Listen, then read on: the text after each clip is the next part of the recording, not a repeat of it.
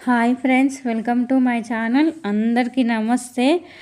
ఈరోజు నేను చూపిస్తున్న మొక్క చూడండి ఎంత అందంగా ఉంది అసలు. అబ్బా! ఎంత బాగుంది కదా చూడడానికైతే. వే కళ్ళకు ఇంపుగా ఉంది అసలు ఈ మొక్క. చూడు అసలు గ్రీన్ కలర్‌లో ఉంది. లాస్ట్‌కు కొనకు చూడండి రెడ్ కలర్‌లో. అబ్బా! ఎంత బాగుందో కదా. అసలు ఇంతకీ ఈ మొక్క పేరేంటబ్బా అని అనుకుంటుర్రా? ఈ మొక్క పేరు లిల్లీ పిల్లి అనమాట. పేరు గినంగా చాలా బాగుంది. అయితే లిల్లీ పిల్లీస్ అనేది దృఢమైన సతత హరిత స్థానిక చెట్టు అనమాట. ఇది వేగంగా పెరుగుతాయి మరియు తోటలో hedge, primary screen features standard అంటే బాలు మరియు స్టిక్ లేదా టాపియర్ నమూనాలుగా ఉపయోగిస్తారనమాట. వసంతకాలం నుండి మెత్తటి తెల్లటి పువ్వులు చెట్లను అలంకరిస్తాయి మరియు వాటి ద్వారా నిరంతర ఎరుపు, గులాబీ లేదా ఊదా రంగు బెర్రీస్ వస్తాయన్నమాట. ఇంకా ఊదా రంగు బెర్రీస్ రాలేదు, ఇంకా వస్తే ఎంత అందంగా ఉంటాయో. బెర్రీస్ తినదగినవి కానీ తాజాగా తినేటప్పుడు చాలా టార్చ్గా ఉంటాయన్నమాట. పక్షులు మరియు ఇతర స్థానిక వన్యప్రాణుల కోసం వాటిని వదిలేయండి లేదా జామ్ మరియు డెజర్ట్ల కోసం ఎంచుకోండి.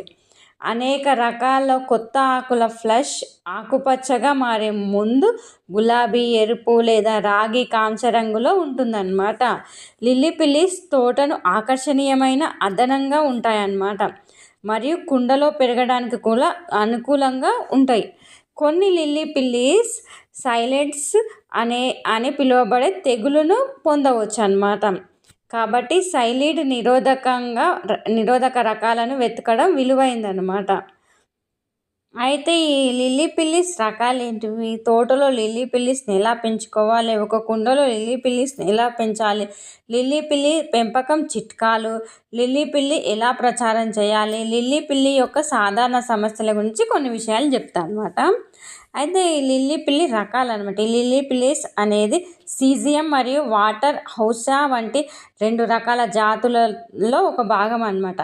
అక్మేనా అనేది లిల్లీ పిల్లి యొక్క మరొక జాతి. కానీ అన్ని జాతులను ఇటీవల సీజియం అని పేరుగా మార్చారనమాట. మనకు ఇష్టమైన లిల్లీ పిల్లి రకాలు ఇక్కడ కొన్ని చెప్తాను.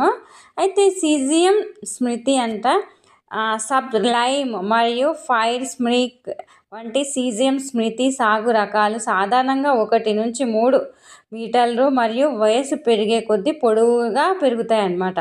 కొన్ని మరగుజ్జు సాగు 1 మీటర్ వరకు మాత్రమే పెరుగుతాయి. స్మృతి చిన్న ఆకులను కలిగి ఉంటాయి. వీటిని నిమ్మ, ఆకుపచ్చ, ఎరుపు, రెడ్, పర్పుల్ మరియు నారింజ టోన్లలో కొత్త పెరుగుదల రంగులు ఉంటాయన్నమాట. అవి నిఠారుగా ఉండే అలవాటు, పసుపు మెత్తటి పువ్వులు మరియు చిన్న గుండ్రని మరియు గులాబీ నుండి ఊదా రంగు బ్లూబెర్రీ లాంటి పండ్లు ఉంటాయన్నమాట. అన్ని స్మృతి జాతులు మరియు సాగు సైలీడ్ నిరోధకతను కలిగి ఉంటాయి. ఇక పోతే ఈ సీజియం ఆస్టేల్ ఎట్లుంటుందంటే బిగ్ రెడ్ మరియు బుష్ క్రిస్మస్ వంటి సీజియం ఆస్టేల్ సాగు రకాలు పెద్ద ఆకులను కలిగి ఉంటాయి అన్నమాట. ఇక కొత్త పెరుగుదల రంగులలో తాజా ఆకుపచ్చ, గులాబీ, ఎరుపు మరియు కాంస్య రంగుల్లో ఉంటాయి. ఆస్టేల్ సెమీ వీపింగ్ అలవాటు, పసుపు మెత్తటి పువ్వులు, తర్వాత చిన్న గుండ్రని మరియు పొడుగులా చేసిన గులాబీ పండ్లు కలిగి ఉంటాయన్నమాట. ఈ జాతి సైలీడ్ల ద్వారా ప్రభావితం అవుతుంది. అయితే రెసిలెన్స్ మరియు సెలెక్ట్ వంటి సైలీడ్ నిరోధక సాగులు ఉన్నాయన్నమాట. ఇక పోతే ఈ కాస్మేడ్ లిల్లీ పిల్లి ఎలా ఉంటుందో తెలుసుకుందాం. ఈ సీజియం లెగ్మాని విల్సోని కాస్మేడ్ పెద్ద ఆకులను కలిగి ఉంటుంది. గులాబీ రంగులో కొత్త పెరుగుదల ఉంటుంది. ఇవి పీచు రంగులోకి మారుతాయి. ఇవి ఏడుపు అలవాటు, గులాబీ మెత్తటి పువ్వుల పెద్ద సమూహాలను కలిగి ఉంటుంది. తర్వాత చిన్న గుండ్రటి మరియు పొడుగు చేసిన గులాబీ పండ్లు ఉంటాయి మరియు సైలీడ్ నిరోధకతను కలిగి ఉంటాయి అన్నమాట. ఇక పోతే ఏడుస్తున్న లిల్లీ పిల్లి, ఏడుస్తున్న లిల్లీ పిల్లి గినంగా ఉంటది. అబ్బా! ఏడుస్తున్న లిల్లీ పిల్లి ఏంది? ఇదెలా ఉంటది? తెలుసుకుందామా మరి? వాటర్ హౌజా ఫ్లోరిబండా 10 మీటర్ల వరకు పెరుగుతుంది. వయసు పెరిగే కొద్దీ పొడుగున పెరుగుతుందనమాట. ఇది పెద్ద చెట్టు కాబట్టి వేళ్ళు కొన్నిసార్లు దాడి చేస్తాయి. కాబట్టి ఈ చెట్లను మురుగునీటి పారుదల మరియు నీటి సేవలకు దూరంగా నాటడం ఉత్తమం అన్నమాట. వాటికి ఇరుకైన ఆకులు, పాక్షికంగా ఏడుస్తున్న అలవాటు, పసుపు మెత్తటి పువ్వులు కూడా ఉంటాయి. వాటి తర్వాత గులాబీ రంగులో కూడిన చిన్న గుండ్రటి ఆకుపచ్చ పండ్లు ఉంటాయన్నమాట. ఈ జాతి సైలీడ్ల ద్వారా ప్రభావితం అవుతుంది. అయితే ఫీచర్ ట్రీగా ఉపయోగించినప్పుడు హెడ్జ్ పెరిగిన లిల్లీ ఫిల్లీస్ కంటే నష్టం తక్కువగా గుర్తించబడుతుందన్నమాట. మరి దీన్ని ఎలా పెంచుకోవాలి? ఒక రకం గురించి చెప్తా. అంటే దశల వారీగా ఉంటదనమాట.